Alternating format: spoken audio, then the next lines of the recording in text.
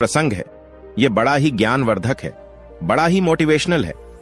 प्रिय दर्शकों, बूढ़ी चिड़िया ने बताया, चाहे भले ही आंखों देखी बात हो, लेकिन इन 4 अवसरों पर कभी अपनों पर शक मत करना, वरना मुंह छुपाने को भी जगह नहीं मिलेगी। प्रिय दर्शकों, कहानी शुरू करने से पहले अगर आप हमारे चैनल पर पहली बार आए हैं तो चैनल को सब्सक्राइब करें, बेल आइकॉन ऑन करें, अच्छे कमेंट किया करें, ताकि हर आने वाले वीडियो का नोटिफिकेशन सबसे पहले आपको मिले और प्रिय दर्शकों आप उसका फायदा उठा सके। तो शुरू करते हैं प्रिय दर्शकों आज की यह प्यारी सी कहानी, यह प्यारा सा वीडियो। प्रिय दर्शकों, प्राचीन समय की बात है। एक लखीमपुर नामक शहर था। उस लखीमपुर नामक शहर में एक लाखा सेठ अपने परिवार के साथ रहता था। सेठ बहुत ही धनवान व्यक्ति था। उसके घर में किसी बात की कोई कमी नहीं थी। लाखों का कारोबार चलता था। सेठ के परिवार के लोग बहुत ही सदाचारी थे। परिवार में जितने भी लोग थे वो सभी धर्मात्मा प्रवृत्ति के लोग थे। उसी परिवार में एक कन्या ने जन्म लिया था। कन्या का नाम था माया। माया बड़ी ही बुद्धिमान और संस्कारी लड़की थी। जैसा उसका नाम था वैसे ही उसमें गुण भी थे। वो भगवान की भक्ति भाव में बहुत ज्यादा लगाव रखती थी और गरीब लोगों की समय समय पर मदद करती रहती थी। बड़े लोगों की सेवा को वो अपना प्रथम कर्तव्य समझती थी। प्रिय दर्शकों, धीरे धीरे समय गुजरता गया और समय के साथ माया जवान होती गई। जब उसकी उम्र विवाह योग्य हो गई तो सेठ ने एक सज्जन परिवार को देखकर माया का विवाह कर दिया।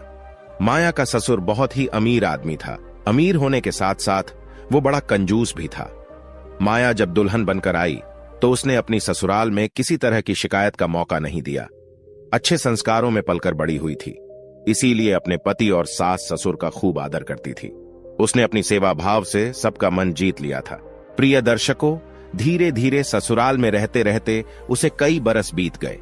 एक दिन की बात है, सुबह माया अपने घर के आंगन में झाड़ू लगा रही थी।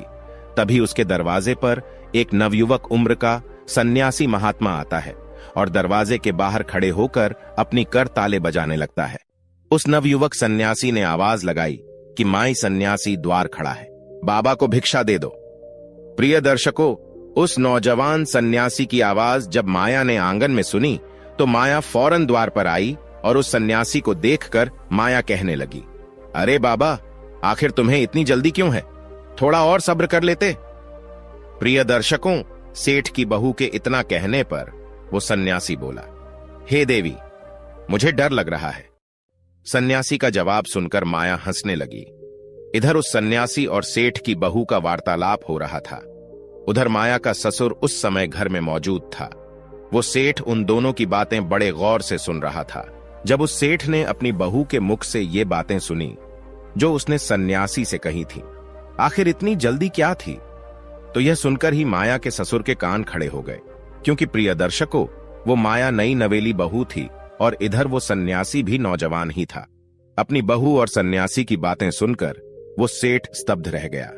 सोचने लगा, ये मैं क्या सुन रहा हूं। प्रिय दर्शकों, उसे अपनी बहू पर संदेह होने लगा था।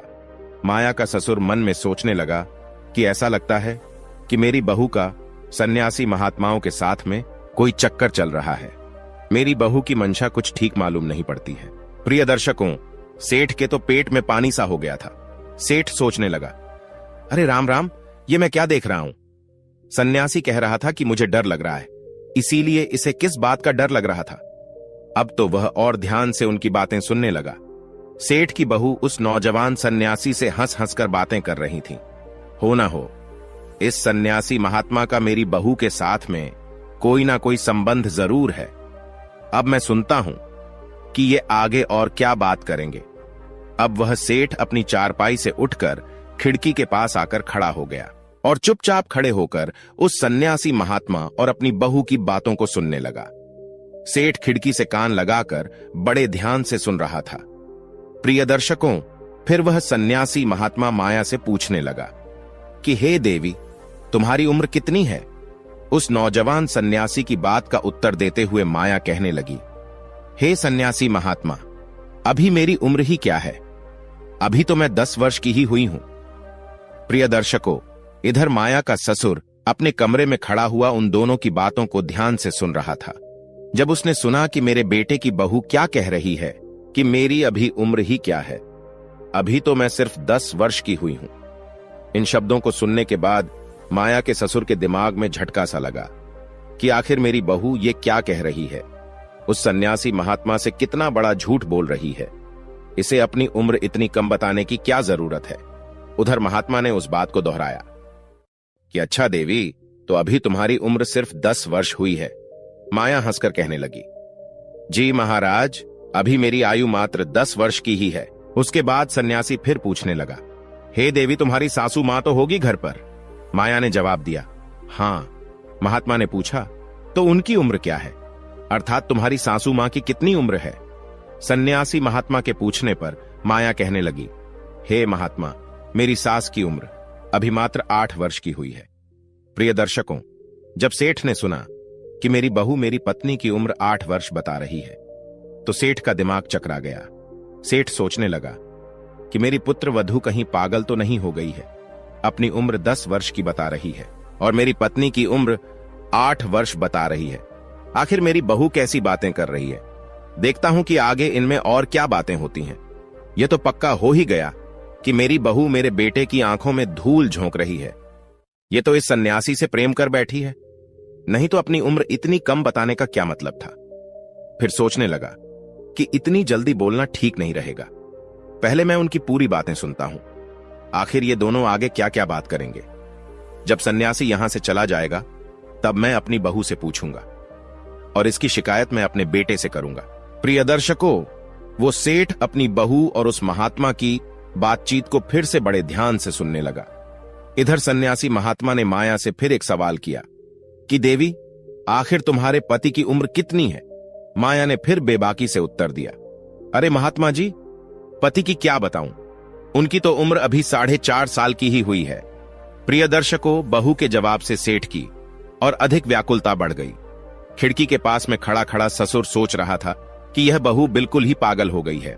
क्या अनाप शनाप बकती जा रही है। स्वयं को 10 साल की बता रही है, अपनी सास को 8 साल की बता रही है और अपने पति को 4.5 साल का बता दिया। अरे राम राम, अब तो हद ही हो गई। अब इस हिसाब से फिर मेरी उम्र कितनी बताएगी?